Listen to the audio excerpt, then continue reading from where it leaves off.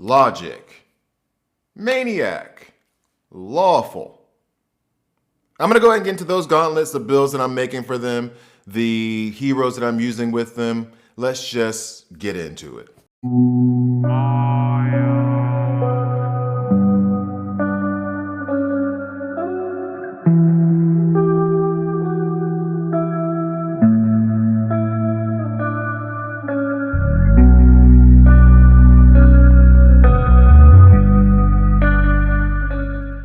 Hi guys, I'm Grabber here, and this is a KnightHood video. In this video, I'm gonna go over 3 more gauntlets and the builds, the heroes that I'm trying to build around them.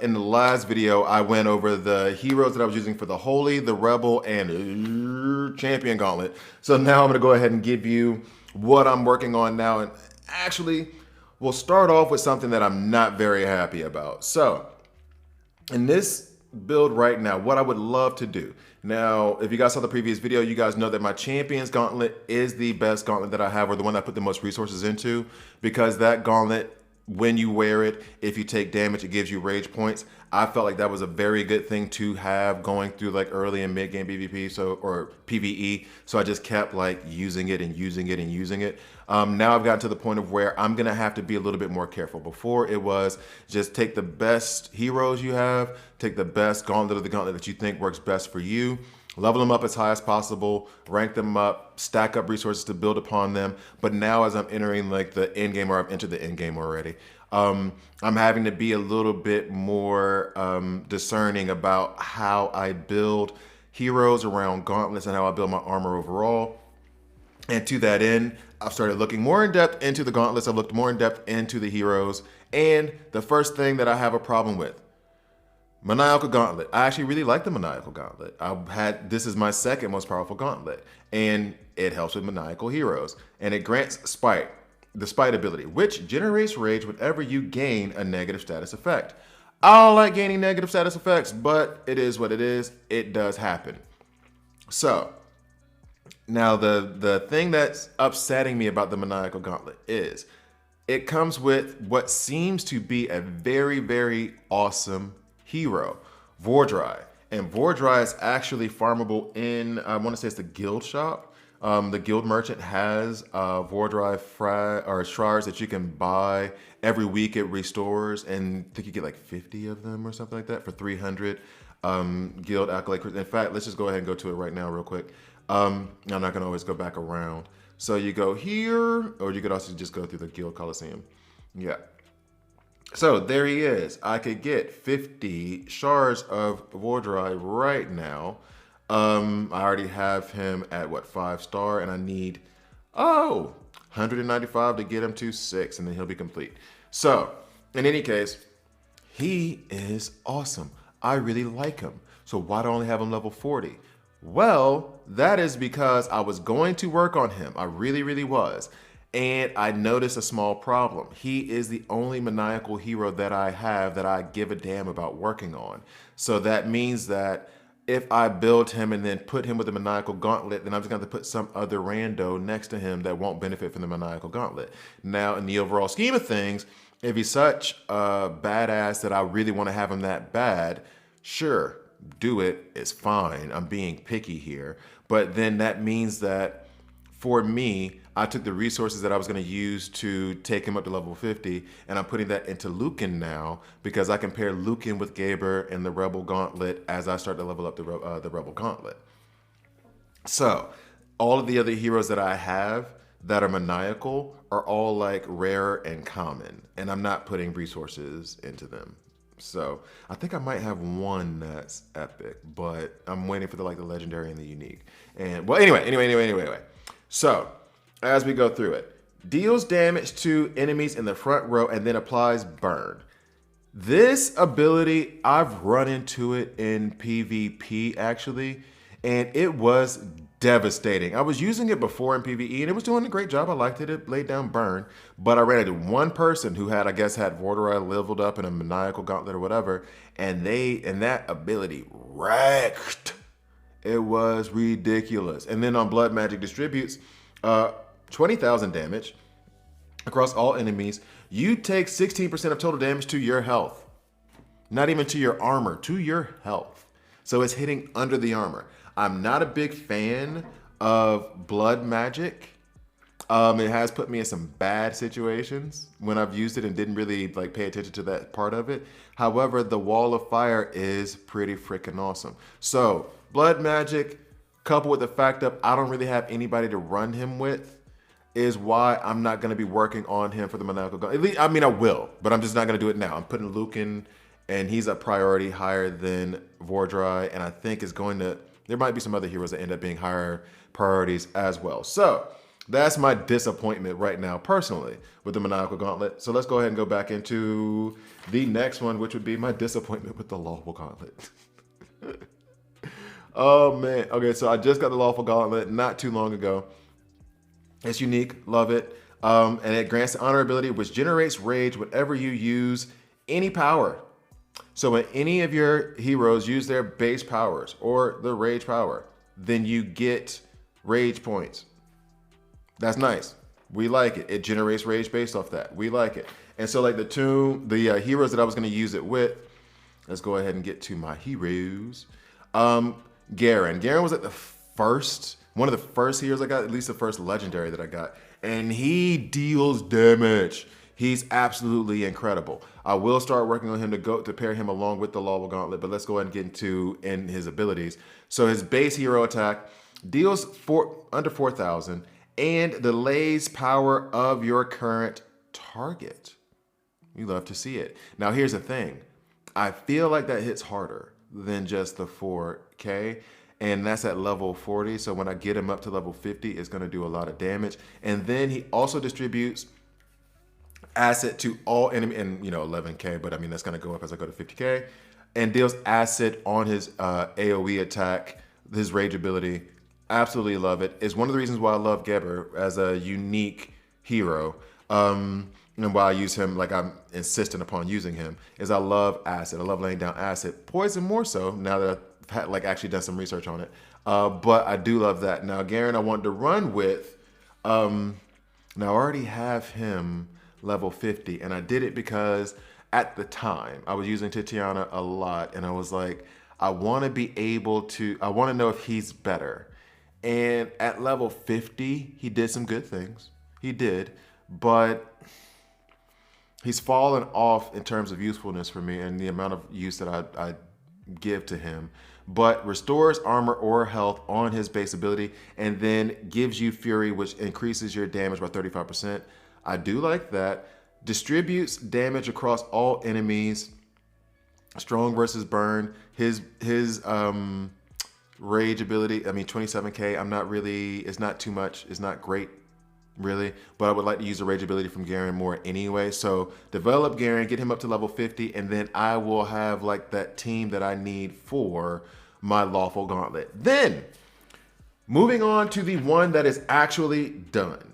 The one that's actually done. And that would be the Logician? Logician? We'll go with Logician. I'm gonna say Logic. All right, so the Logic Gauntlet, which I think I also got this one pretty recently too, which grants the Wisdom ability, which generates rage when you use powers that cause a status effect.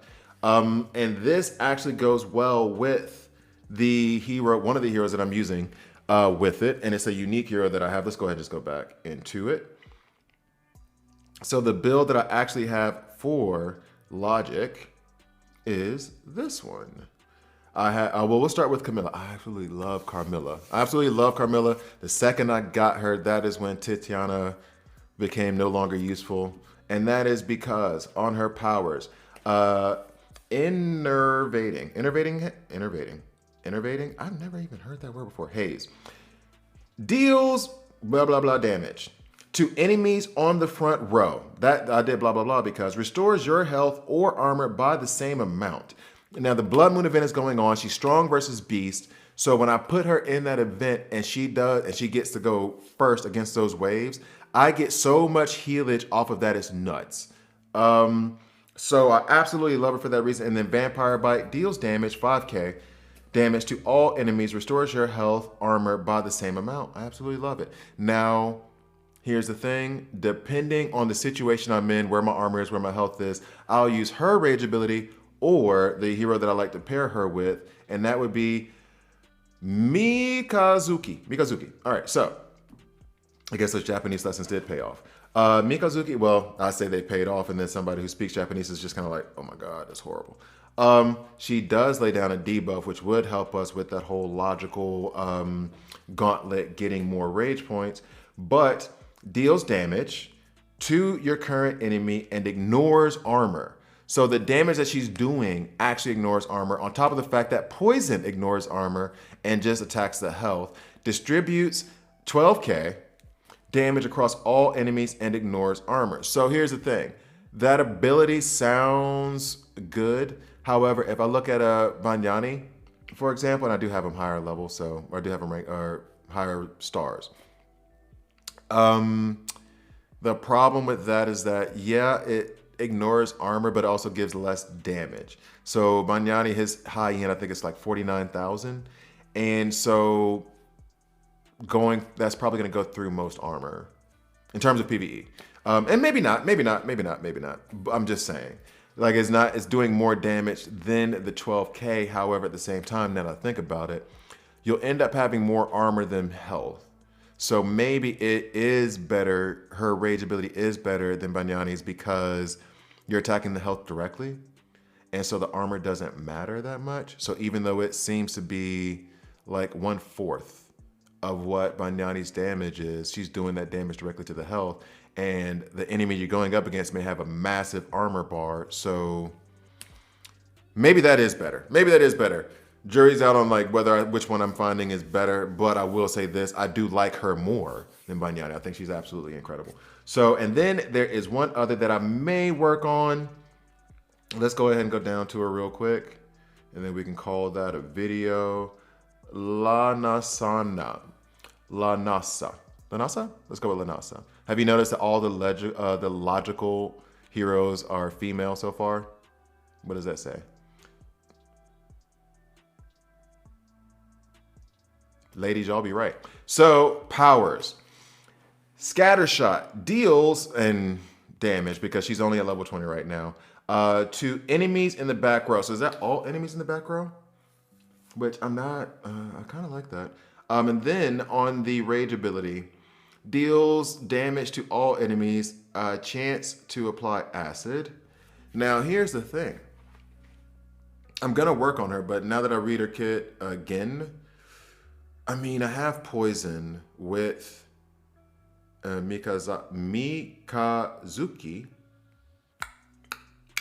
And then Mikazuki's like rage ability ignores armor. Then you have Carmilla. She also restores my health by whatever damage she causes on her rage ability.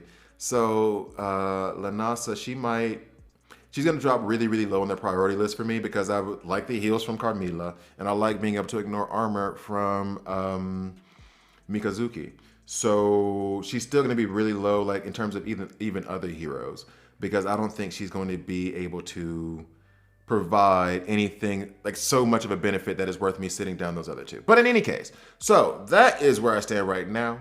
I am done with done. I have my logical setup ready to go. I got my holy defense ready to go. Rebel, I'm working on. Champion, I need somebody to run with him. Maniacal, I need somebody to run with Vordry. You guys give me suggestions. Is there anybody that you would run with Vordry, or should I just do it anyway because he's so good and then just put whoever I can at the side? So yeah, that's all my, and Lawful. Lawful I need to work on a good bit. And here, okay, and you know what? And here's the other thing too. Because I do like Pin, let me go into these heroes really, really quickly, because I do have another hero here under Lawful that I was thinking about working on, and that's Grizz. And partially because Grizz is also strong versus undead, and I run into that quite a bit. So, deals damage to one enemy in the back row. Okay. He's legendary. I mean, I'm comparing him to Geber, who does the same thing, but Geber also gives you regenerate. But Geber's unique. He's legendary. Deals damage to all enemies and ignores armor. That's the reason why I like Mikazuki. And if I'm comparing him to Garen, who does that, but he doesn't ignore armor, but he lays acid on his rage ability. Ooh, that's leaving me with a decision to make. Pentatonics, or however you say his name, Penta. He's going to be there for the healing in terms of like armor and stuff on his base ability. So I feel like I need to choose between Grizz and Garen. Although my Garen right now is way, way, way, way stronger. So not going to be an issue at the moment, but that's probably going to be an issue for me coming up. I'll work on Garen now, put him next to Penta, and then along the way, Grizz and Lanasa, however you want to say her name, Lanasa, they're going to be, I think they're going to drop in priority. I do like ignoring the armor though, but he's also just very low on stars, so I'm just gonna wait. In any case, thank you guys for watching. Please like and subscribe. If you don't like it, subscribe and hit dislike. I'm okay with that as well, and I'll see you guys next time.